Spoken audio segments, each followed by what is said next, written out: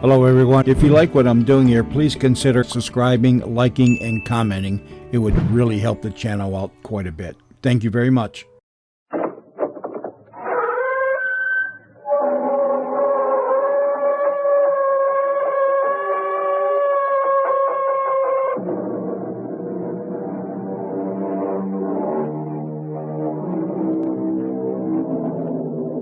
Come in. Welcome. I'm E.G. Marshall.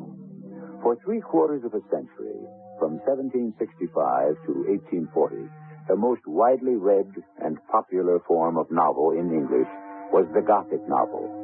One critic and pundit wrote, "Of all the various kinds of superstition which have in any age influenced the human mind, none has operated with such power as the Gothic. Even the most enlightened mind, the mind free from all taint of superstition, involuntarily acknowledges its power." Here is such a story from that very time. Well, Uthor, are you ready? Ready for what? To be dragged down to hell like me, unshriven? Oh, take me. But spare my son. I spare no man in the DeLacy family. Never. Never till the last is wiped out and I can rest at last. Come.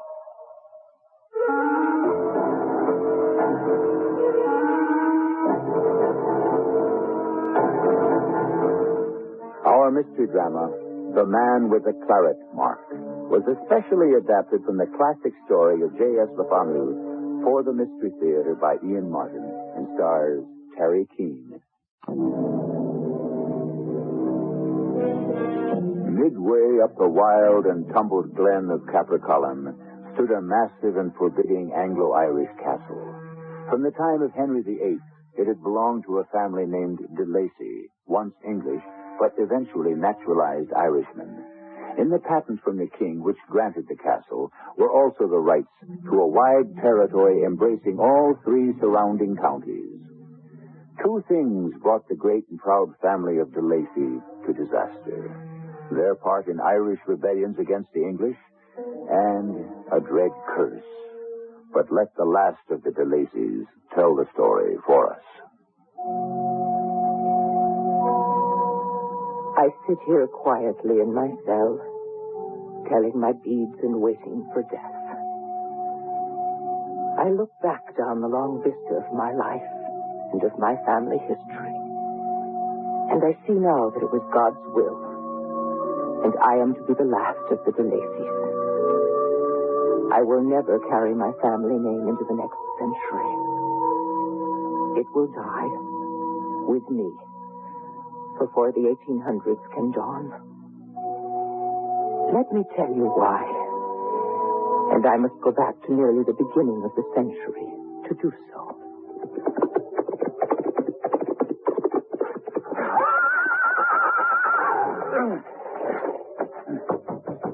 What o'er the castle? Open up in heaven's name, Larry. Who's trying to knock the door from its hinges? Your master, you dim-witted rogue.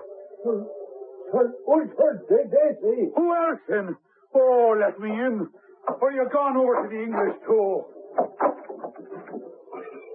Sure, forgive me, my lord. I thought you were far off in the east, driving the English through Dublin and into the Irish Sea. Oh, I would I were. But our cause is in defeat, Larry. The back of the rebellion is broken. And like all true Irish who raised the colours, I'm running for my life. Should I get the boy dressed to travel? And will you take me with you?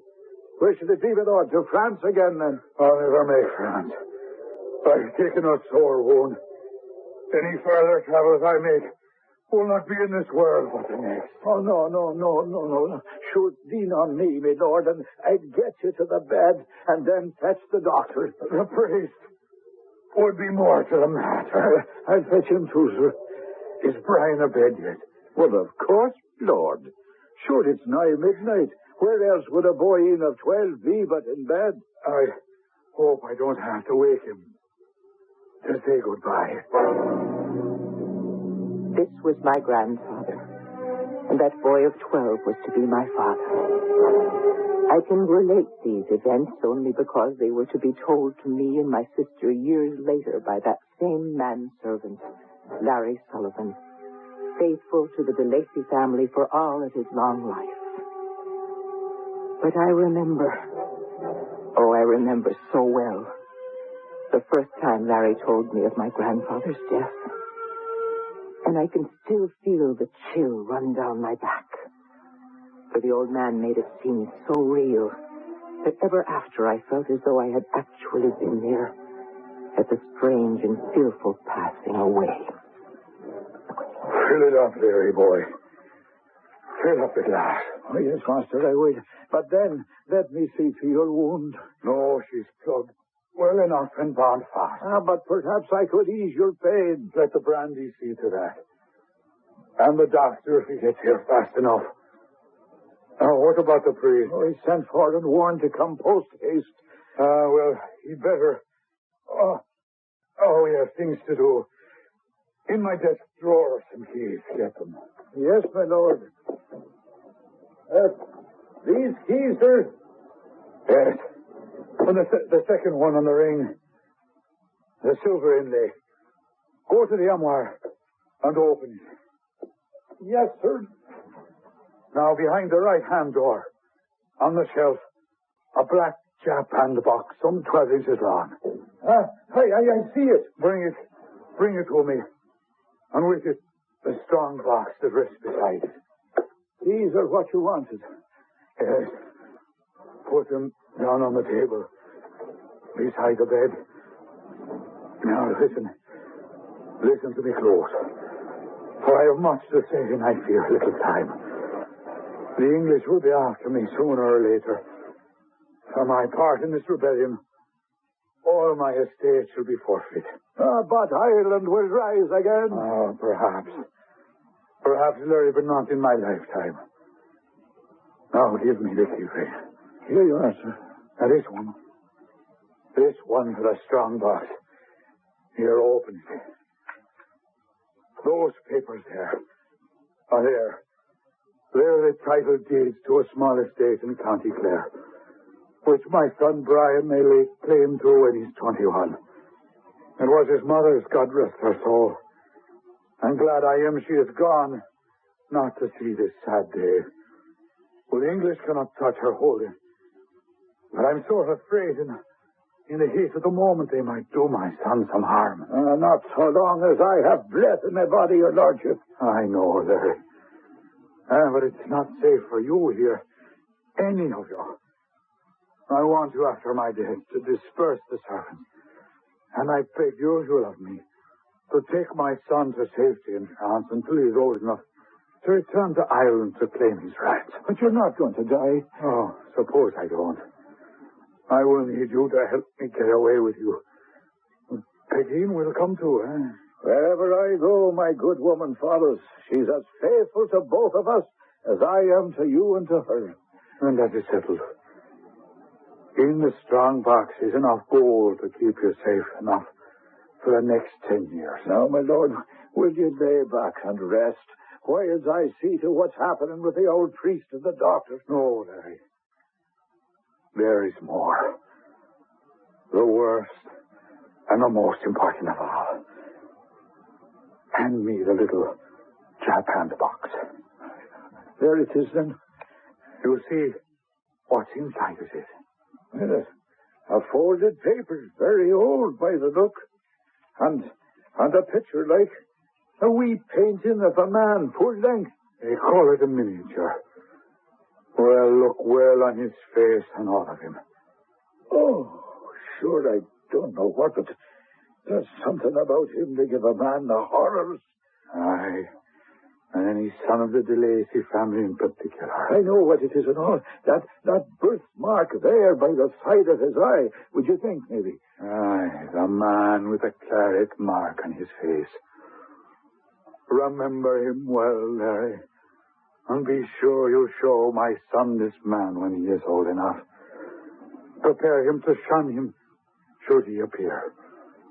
Particularly if he should marry and to guard his children against him. He's taken us all. Oh, but help Brian. Help him avoid the curse. What curse? The curse of the DeLacy's for 200 years. It's all written. Your Lordship, Master, what is it? Well, Ultor, are you ready? Ready for what? To be dragged down into hell just like me, unshriven, in all my sins, without mercy. Oh, take me. But spare my son. I spare no male issue of the DeLacy name. Nevermore, into all eternity, until your family is wiped out, and I can rest at last. Come. No. You have no choice. No! No! Oh, Master, your Lordship. Oh, the saints defend us. He's dead. With no priest to cleanse his soul. Dear Lord, protect me and his boy Brian and all the heirs to come. And help me to protect them from whatever fiend from hell is looking to claim them.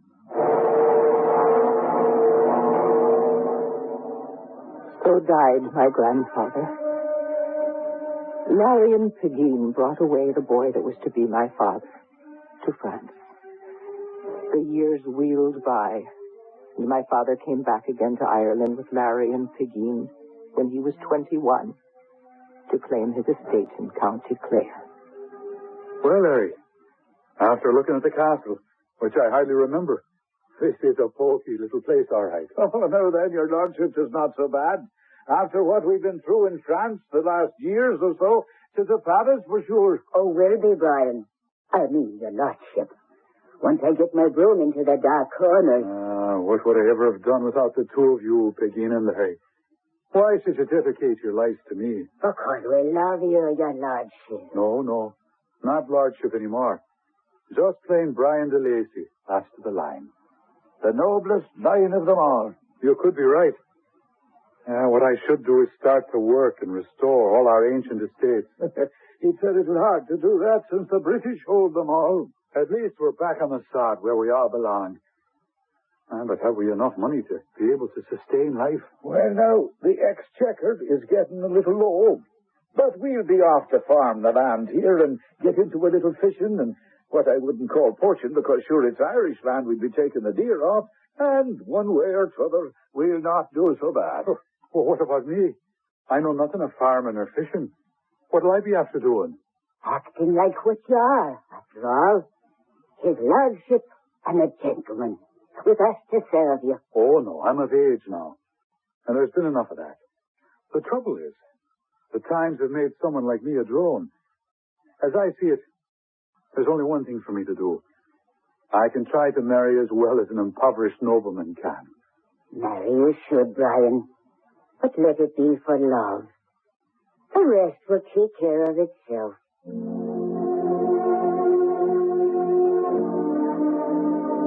Let us say this one thing for my father.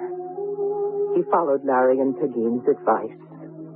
The lady he married, my mother, was the daughter of another Jacobite family who had lost their estates to the British. But I know he did not marry her out of political persuasion. Only because he wanted it. And so did she. From their union, Una, my younger sister, and I, Agnes, were born. And there would have been many more out of love, I know, if a dreadful croup had not taken my beloved mother with little warning. Then another shadow I knew nothing of had been drawn over his marriage unwillingly by that faithful servant of the DeLacy family, Larry Sullivan. Yes, come. Larry, what keeps you up so late? You'll forgive me the liberty, Master DeLacy, if I speak to you frankly. I have a heavy duty to perform. I don't understand. Well, this black box will make all clear, sir. Oh, it's a handsome box. Japan lacquered. What does it contain? As to that, my dear beloved boy, You must judge for yourself. Have you ever seen this man? No. I ever hope to. Who is he? To me, he's the man with the claret mark on his face. That's all I know of him, except what your father told me. What did my father say? To remember him, and to help you avoid any sight of him if he should ever pass your way. I think by instinct I should do that for myself if he crossed my path. Your father also enjoined me to help guard your children, should you have any, against him, to avoid the curse. What curse? The curse of the DeLacy's. I believe you will find it all explained in this old manuscript which is lying in the box. How long have you had this miniature in the box, Larry? Oh, nearly 10 years, ever since your father died. And he left it, God rest his soul, to my keeping. And no one else has ever read this since my father, Walter DeLacy, placed it in your care. No single one. I keep my faith and my promise. The secret lies with you, Brian, my lord, and with all the DeLacy's who've gone before. Heaven defend me. I can only hope I'm helping to spare you the curse, instead of bringing it down on your head.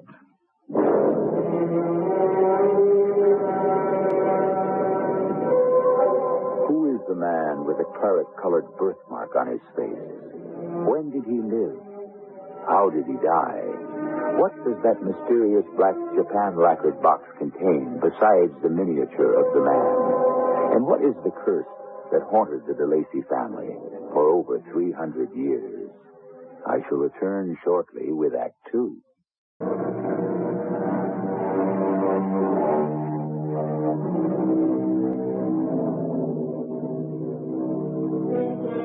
Whatever Brian DeLacy read from the paper in the japanned box, he did not divulge its contents. And the two daughters his wife had given him grew up. Agnes, dark-eyed and dark-haired, grave and sensible, designed for the convent. And Una, with large eyes, long and beautiful golden hair, and the infectious and mischievous laugh, whom her father hoped to mate as nobly as her high blood and splendid spirit seemed to promise. But for that, she needed a dowry, and that led Brian DeLacy to stake everything on a wild gamble in a cause close to his heart.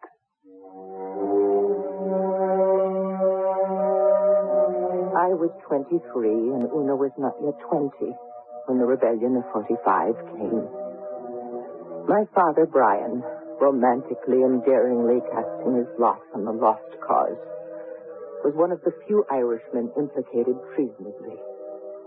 With warrants out against him once again, history was repeating itself as he returned in a mad, headlong rush of despair one night, much as his father had 30 years before.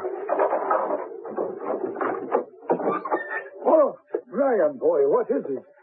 Disaster, Larry. The rebellion is crushed. There are warrants out for my arrest, and I'll have to flee the country.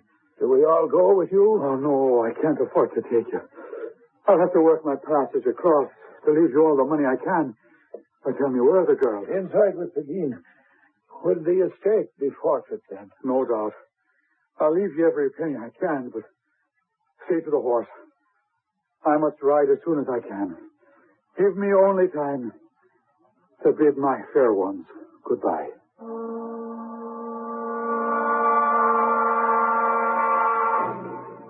There are only so many events in one's life that are burned into the mind, etched so deeply that one can never forget the slightest incident, the most trifling expression of feeling or movement.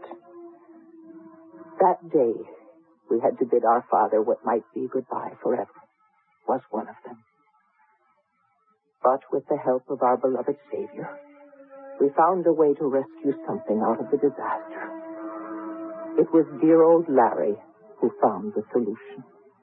I'm sure the estate will be confiscated, just as my father's was by the English. Where shall we live, Father?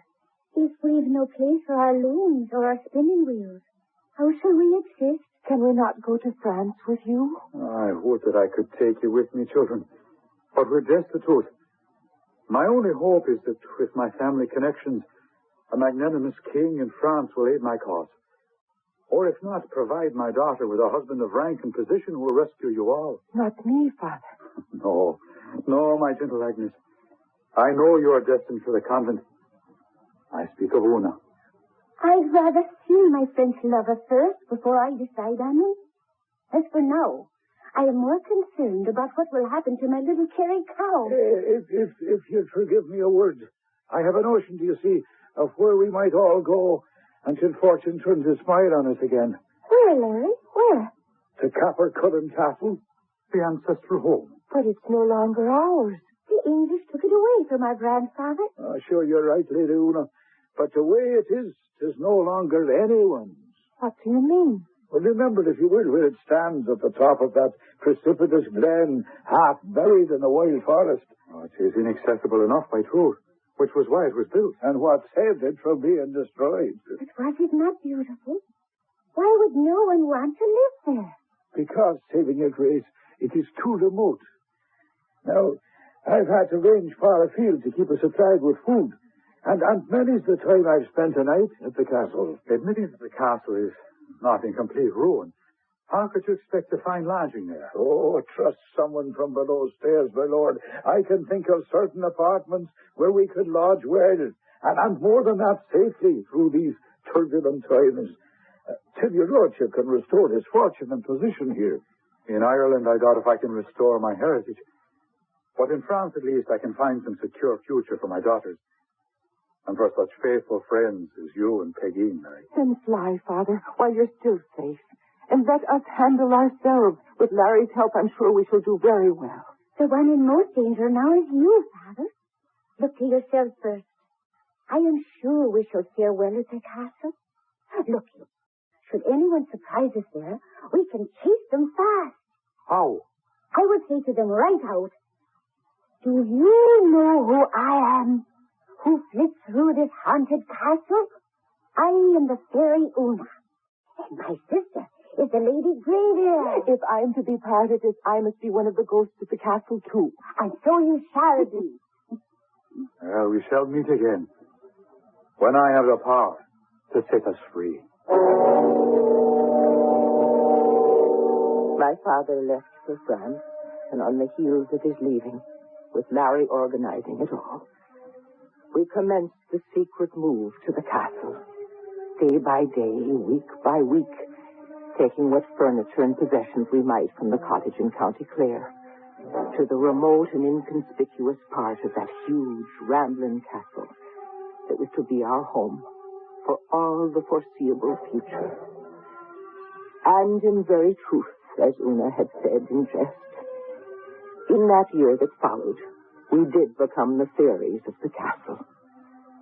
Thanks mainly to an incident that happened shortly after we had taken up our abode. Una, what is it, my boy? And why are you crying? I'm not crying. I'm laughing at him. He was that funny. Who was? A little boy.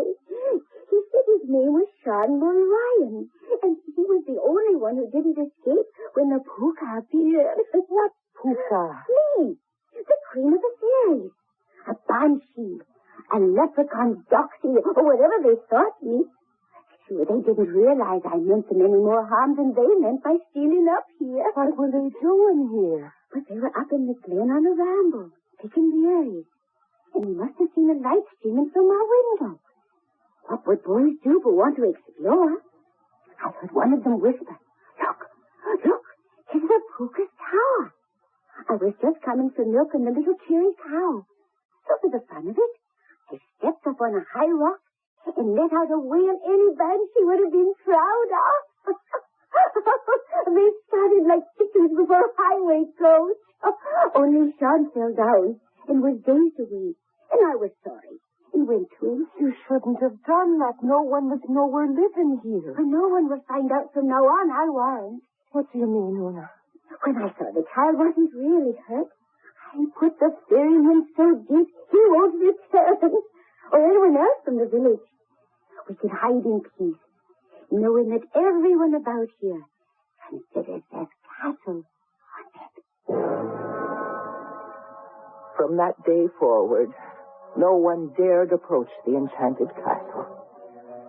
Whether we were considered half-imagined and half-real or totally unreal, Pegeen and Larry, my sister Una, and myself were left alone, avoided like the plague. But as the months passed, no matter how gay she kept her appearance, I could see that Una chafed for more, and I prayed for deliverance from our exile. Poor Una. She little knew how that would come. Larry, where are you, man? What is it at all, Peggy? Go get your gun. We'll hustle the young ladies into the hiding place. There's a stranger on horseback coming up the path to the castle. What kind of stranger? I don't know. A gentleman by the looks, with a long coat bundled against the cold, and a wide hat pulled low. Show me where. Here, come by this window by the door. See, yonder, coming round the briars. You're not going to shoot him. If I see a certain mark on his face, I'd drop him like a stone. What sort of mark? A Claret birthmark. What's got into you, Larry? You can't murder a man in cold blood. This one I can, if it's him at all. You'd only start up trouble for all of us. It's better that we hide. There'll be no hiding from this one. What are you talking about, man? That's not for you to know. Besides, we have no worries. Open the door while I put away the gun, Peggy. You're going to let this man in? Why not? Now go tell the young ladies their father has come home. What a joyful reunion it was, and the dinner table rang with laughter and relief. For it seemed at last our life was to begin again, and under better circumstances than we could have hoped for. Especially for Una. For good as the news was that we were all to leave for France within the month, the best news of all was a special offer my father had brought to her. It's marvelous to know that we are going. I can't wait to get to Paris and see all the sights. Including the young man whose picture I showed you. Oh, where's he? Is he really as handsome as the artist has painted him? In my opinion, more so in person. But I admire him more for his mind, his humor, and of course for his rank and position. Well, he is well to look upon. But has he really asked for my hand? Indeed he has. His Majesty the King looks very favorably on the alliance. But we haven't heard from you yet. How can he know he would like me? I showed him a miniature of you, and he fell in love immediately. Well, darling, what do you say? Oh, Dad. Just that I'm so happy to see you and know we're all to be safe again. But I can't think of anything else for the moment. Now, there's a good lad. No tears, even of happiness. It's late and time for bed and sweet dreams for all the DeLacy's. For sure, our troubles are over at last. What was that? I don't know. It sounded like Pegeen, and something that has frightened her half to death. So it appears that the doomed DeLacy family's troubles in the midst of this joyous reunion are not yet over. What terrified Larry's wife so much that she screamed aloud? No human agency, surely. Is it possible that Brian's return to his ancestral home has somehow started a ghost from the grave? I shall return shortly with Act 3.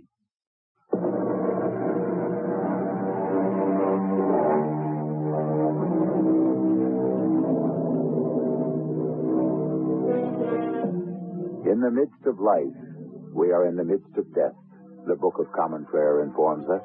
Or, if you prefer, Thomas Gray's quote is just as apt. Sorrow never comes too late, and happiness too swiftly flies, which is the lot of all humankind, and especially at this moment of the DeLacy family. What specter rising from the past has temporarily scared poor Pegeen Sullivan so out of her wits that she can hardly get the words out to report to all of them what terrified her? Oh, sweet Mary, may she defend me, sir. But was that devil himself. What devil, Pegeen? The one with the mark. I saw him by the light of the full moon, plain as plain. Tall and thin and ungainly as a stock, with a Spanish cloak about him and faded old red stockings. Everything about him was long. His hair, his arms, his fingers, and his droopy nose. And the worst of all, on his sickly white face, a great purplish stain all alongside one eye. The man with the Claret mark. Well, how could you know about him? Larry told me. Larry, you didn't keep the faith. It wasn't like that, sir. Indeed it wasn't. It came out by chance, you see, earlier on this evening, just at dusk, when you came back unexpected. Well, I think, Peg, maybe it was just a vision came to you. For certainly Larry and me hunted for him high and low without a sign. It might be that, sir. My old eyes are not what they were. I suppose I'm just a foolish old woman. I'll be away to set my little ones here at rest. But you won't set our fears at rest, will she, Larry? Oh, I'll wager he's back to claim me. No, there's no reason to think that. Oh, every reason. You haven't read the curse. I have. I'm the last of the DeLacy line. So perhaps I can buy peace for my daughters. Let him take me if he must. Come, Larry. We must sit down and allow me to give you instructions on exactly what to do in the case of my death. Una and I had been reassured by Father that the strange spectre Peg thought she had seen had just been an illusion. So, after we were over our first fright, we had retired to our bedchambers where Una was full of excited prattle about our coming trip to Paris and the man to whom she had been promised. He is most handsome and has such a noble line. And I am sure you will find happiness with him. I feel afraid. Of what? I don't know. Shadows gathering in the corners. That strange man, Peg, spoke. Oh, Peggy is old and superstitious. It's full moon and foolish times. She had an hallucination. So sharp, so clear. That horrible man with the birthmark. Ah, so much of what we dream is remembrance of idle talk. Forget the man with the birthmark. He's only a dream to begin with. Some 6th or 7th sense, whether just from within me or passed on to me from the Lord himself, told me that again our family was cursed with disaster. And the only way I knew to prevent it was to go to my father. Agnes, my dear, what is it? Somehow this man who frightened Peggy has terrified Una. What? But how could she know about him? Do you believe in visions, Doc? No. No, nor in superstitions either. I don't mean superstition. My beloved father, I have had visions which have called me to the holy order I hope someday to be part of. But those are happy visions which lift and sustain me. Una's are different. How? I hesitate to tell you, or rather perhaps don't know how to explain. She has become haunted with this vision of the man with the Claret mark on his face and feels drawn to him as if she had a call. But why? The man is hideous to behold, and he has no claim on any but the male line. I tell you, Agnes, I'm glad that today I want to make arrangements for us all to leave Capricorn tomorrow. It was a mistake to return. Did you really think you could escape me? Roderick O'Donnell. That same who has come to collect all the DeLacy menfolk when the time has struck. By damn, you'll not take me. I'll run you through, you dog. No harm can you do me, Brian DeLacy. Your family harmed me sound enough those years agone. And I have had my revenge and will have it till the last of you is gone. Overtake me if you must, according to the curse, but spare my daughter. The one with you is safe. I could not touch her, and since she is destined for the church, I need not. But the other... Una. Not my little Una. How can she be part of the curse? She used to be married, and can she not bear a child and start the DeLacy line again? No. I am tired. It is enough. We will end all here. No. You can't.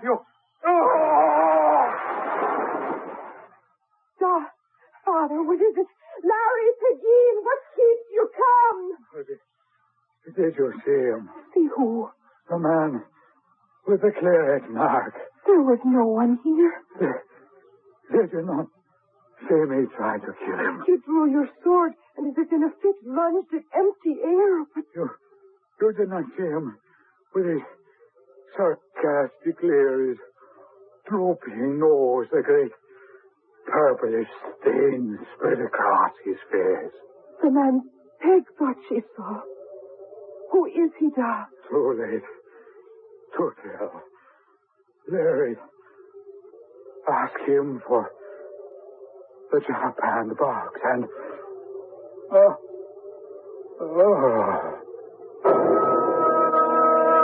My beloved father slumped in my arms, lying on the pathway where he had fallen after his strange seizure.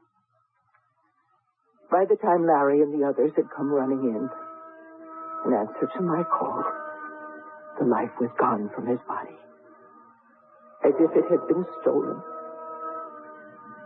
Una was inconsolable and took to her bed, mercifully lulled to sleep by some peasant drug of Pegine's.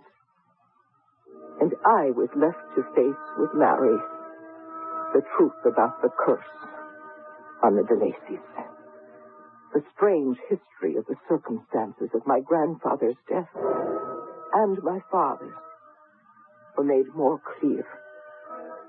Your grandfather placed this same Japan box in my hands and showed me the full-length miniature it contained. But as to the paper with it, I never could read, so I know not what it contains. Give it to me. Here. A.D. 1601, in the month of December, Walter DeLacy of Capricorn made many prisoners at the ford of Abington, Irish and Spanish, among them Roderick O'Donnell, arch traitor to the cause. Claiming kindred with the DeLacy's, he sued for his life, snuffling and begging and offering great ransom, but was instead put to death on the gallows. But as he mounted the steps thereto, he swore that though he could cause them no evil before his death, he would assuredly after it, until he had wiped the name and family of DeLacy from life and hope of life hereafter, taking them all unshriven as he was taken. Look well on this representation of him, all DeLacy's, and avoid him like the blackest plague. Oh, sure. The man is the devil incarnate. It would seem so. But at least his deviltry is done with now. There are no DeLacy men left to wreak his revenge. We are not burnt out yet. There is still Una and myself. The house of DeLacy is not dead. But you and women, surely the curse will not work against you. Not me. But Una, someday she could have a son. Oh, well, then how can we protect her? Take her away from this fateful castle before it is too late. I'm afraid of the night. I think we should leave here this evening, on foot if necessary, before it is too late. Peg! Where is she? With the Lady Una. And then quickly, let's go. Now, my boy, and tell us, where is Una? He's gone. Carried away. By whom? How? Where? Sure, your ladyship, I wouldn't know where at all, or even how. But it was by that same terrible man I saw on the path just at dusk. But where did he take her? We came up the stairs and no one passed us. By the window there. It's open. The window.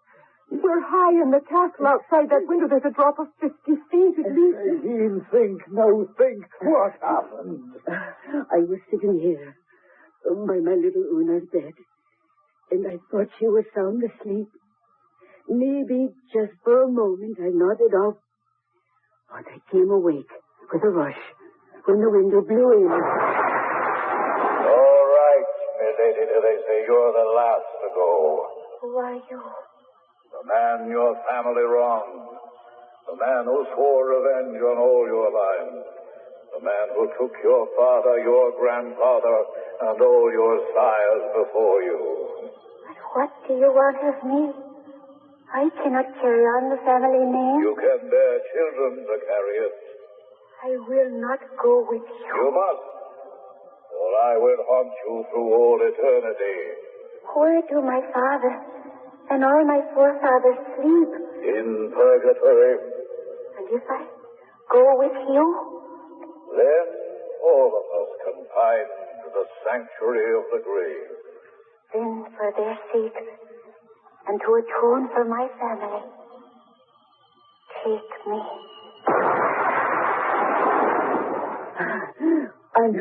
And through the windows came the man with the mark on his face. He crossed to the bed and lifted my little mistress, and carrying her, stepped out the window and was gone. And you didn't try to stop him. Larry, as God is my witness, I was turned to stone. No matter how I struggled, I couldn't move. And this man, he said nothing. All that I heard was when he turned at the window. And what did he say? He said, Here ends the curse. From now on, all is peace.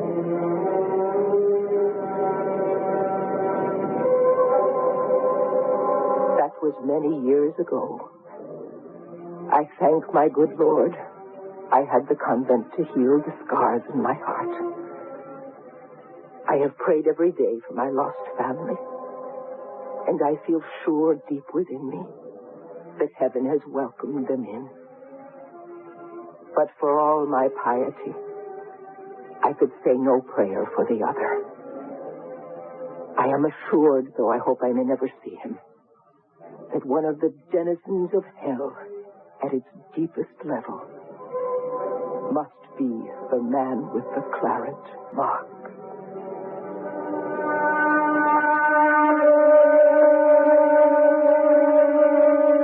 A melancholy tale.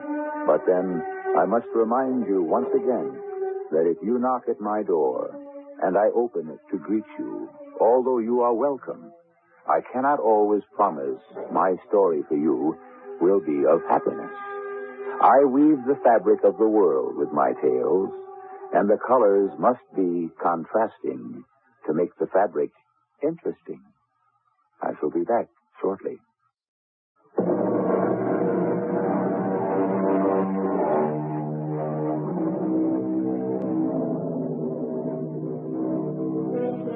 I hope I haven't depressed you with this story. Please don't relate it to yourself or have any superstitious fear that some dread curse may ever descend on you. That is, if your conscience is completely clear. Remember Proverbs 26, verse 2. As the bird by wandering, as the swallow by flying, so the curse, causeless, shall not come. Our cast included Teri Keane, Lloyd Battista, Evie Juster, and Ian Martin. The entire production was under the direction of Hyman Brown.